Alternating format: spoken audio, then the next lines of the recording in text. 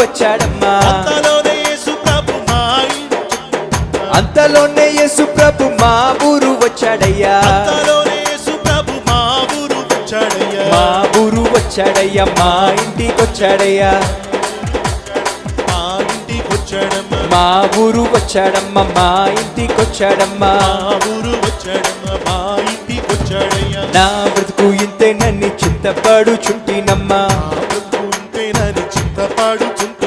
నా బ్రతుకు ఇంతేనని చింతపడుచుంటినమ్మా.